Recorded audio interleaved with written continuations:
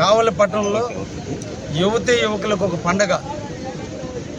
గౌరవనీయులు ట్రాన్స్పోర్ట్ మరియు క్రీడాకార శాఖ మంత్రివర్యులు రాంప్రసాద్ రెడ్డి గారు ఈరోజు కావలి పట్టణం రావటం సందర్భంగా ప్రకృతి పులకించటం, యువకుల ఆనందోత్సవాల మధ్య త్వరలోనే స్టేడియంలో వివిధ కార్యక్రమాలు జరుగుతాయని ఆయన చెప్పటం, డిపిఆర్ తయారు చేయమంటాం.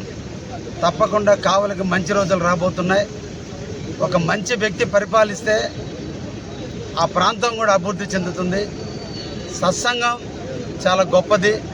ఈ రాష్ట్రంలో శ్రీ నారా చంద్రబాబు నాయుడు గారు ముఖ్యమంత్రి అయిన దగ్గర నుంచి ప్రకృతి, రాముడు పట్టాభిషేకం జరిగితే ప్రకృతి ఎటా పులకరించి వాతావరణం చల్లబడి పూల వర్షం కురిసిందో, నేడు చంద్రబాబు నాయుడు ముఖ్యమంత్రి అయిన తర్వాత ఈ రాష్ట్ర నలుమూలల పూల వర్షం లాంటి రావటం, ప్రకృతి ఆనందోత్సవాల మధ్య నిన్నటి 1వ తేదీన ఈ రాష్ట్రంలో ఉన్న వృద్ధులకి, వికలాంగులకి, వితంతువులకి అందరికీ కూడా పెన్షన్లు పంచడం కూడా జరిగింది.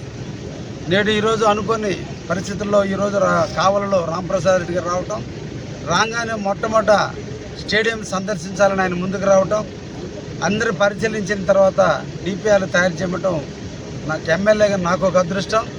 కావలి యువకులకి రాబోయే కాలంలో స్పోర్ట్స్ మ్యాన్స్ అందరికీ కూడా మంచి రోజులు రాబోతున్నాయి. తప్పకుండా అందరి ఆలోచనల మేరకు కావలిలో ఉన్న స్పోర్ట్స్ వాళ్ళు అందరినీ కూడా పిలిపించి ఇక్కడ ఏ టైప్ ట్రాక్లు, ఏ టైపు సిస్టమ్స్ ఏర్పాటు చేసి అందరూ ఆడుకునేదానికి, నడిచేదానికి బాగుంటుంది. అవన్నీ కూడా తొందరలోనే ఏర్పాటు చేసేదానికి డిపిఆర్లు ఏర్పాటు చేసి తప్పకుండా టెండర్లు పిలిచి ఆ వర్కులు కూడా పూర్తి చేస్తామని కూడా ఈ సందర్భంగా తెలియజేస్తూ, నిన్నటి రోజున యువకులు అందరూ కూడా తెలుగుదేశం, జనసేన, బీజేపీని ఫ్రంట్ని ఆదరించారు. వారి మనోభావాలకు అనుగుణంగానే కావలిలో స్టేడియం కూడా రూపొందుతుందని కూడా ఈ సందర్భంగా తెలియజేస్తూ అందరికీ ధన్యవాదాలు తెలియజేస్తున్నాను. Thank you. అందరికీ నమస్కారం. ఇక్కడున్న పెద్దలు కావలి శాసనసభ్యులు కావ్య కృష్ణారెడ్డి గారికి, అలాగే మాజీ మున్సిపల్ చైర్మన్ గారికి, అలాగే తెలుగుదేశం పార్టీ కార్యకర్తలకు ప్రతి ఒక్కరికి నమస్కారాలు. చాలా సంతోషంగా ఉంది. ఈరోజు ఇక్కడ కావలి పట్టణంలో ఇక్కడ ఈ సమావేశం ఏర్పాటు చేశాం.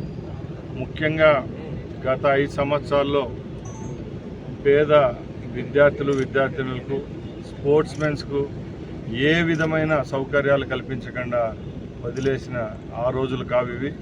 తప్పకుండా మా కొత్త ప్రభుత్వంలో యువతకు మేమున్నామంటూ రాబోయే కాలంలో ఏ విధమైన సౌకర్యాలు కల్పిస్తే ఆంధ్ర రాష్ట్రం మెరుగుగా జాతీయ స్థాయిలో అలాగే అంతర్జాతీయ స్థాయిలో క్రీడాకారులను అలాగే అందరినీ అందించేదానికి తోడ్పాటు ఇచ్చే విధంగా మా ప్రభుత్వం చర్యలు తీసుకుంటుంది. ముఖ్యంగా మా శాసనసభ్యులు ఇక్కడ ఈ ల్యాండ్ను చూపించడం జరిగింది. ఈ 5 సంవత్సరాల్లో ఏ విధంగా కావలి పట్టణంలో గ్రౌండ్లో స్టేడియం అయితేనే, అలాగే ఇక్కడున్న క్రీడాకారులందరికీ తగిన న్యాయం చేసే విధంగా మా ప్రభుత్వం ముందుకు పోతుంది. అతి త్వరలోనే డిపిఆర్ ప్రిపేర్ చేసి ఇక్కడ మంచి స్టేడియాన్ని కావలి ప్రజలకు ఇచ్చేదానికి మా ప్రభుత్వం చర్యలు తీసుకుంటుంది.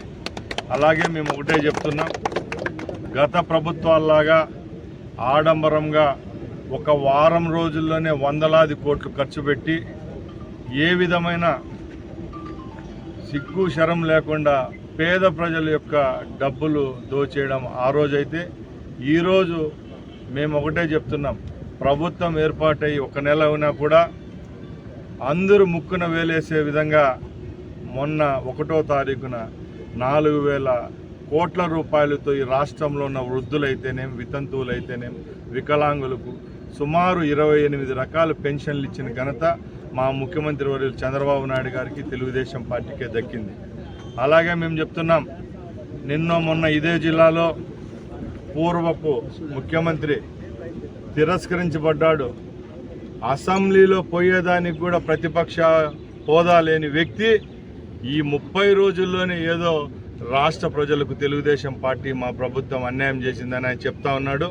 నిన్న కూడా మేము విజయవాడలో ప్రెస్ మీట్ పెట్టి చెప్పాం, ఇప్పుడైనా ప్రజలపై, వ్యవస్థలపై నమ్మకం ఉంచుకుంటేది నేర్చుకుంటే నీకు గౌరవం ఉంటుంది. అవాకులు చవాకులు పేలి ఈ రాష్ట్రంలో ఉన్న తెలుగుదేశం పార్టీ మా ప్రభుత్వాన్ని నువ్వు తప్పులు పడితే మాకు భారతదేశంలోనే ఏ రాష్ట్రంలో దక్కని గౌరవం వచ్చింది. మమ్మల్ని అవమానించినట్టు కాదు, ఈ రాష్ట్ర ప్రజలను అవమానించినట్టే అని ఒకసారి గుర్తుంచుకోవాల్సిందిగా కోరుకుంటున్నాం. అలాగే మేము చెప్తున్నాం, ఏవే హామీలు మేము ఇచ్చామో ఆ రోజు ఆ హామీలన్నీ తీర్చి ఈ రాష్ట్ర ప్రజలకు ఇచ్చేదానికి సిద్ధంగా ఉన్నాం. మీరు ఒకటే గమనించాలా, మా ముఖ్యమంత్రి నిన్న ఢిల్లీ పర్యటన ముగించుకొని రావడం జరిగింది.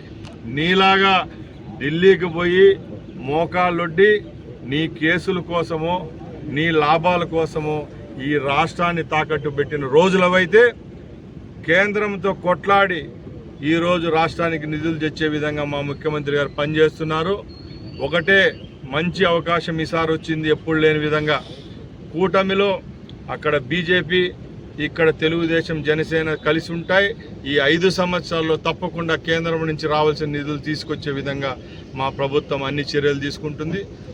ఒకే రోజు సంక్రాంతి వస్తుందేమో, ఇంకా రాబోయే 5 సంవత్సరాలు ఈ రాష్ట్ర ప్రజలకు సంక్రాంతే.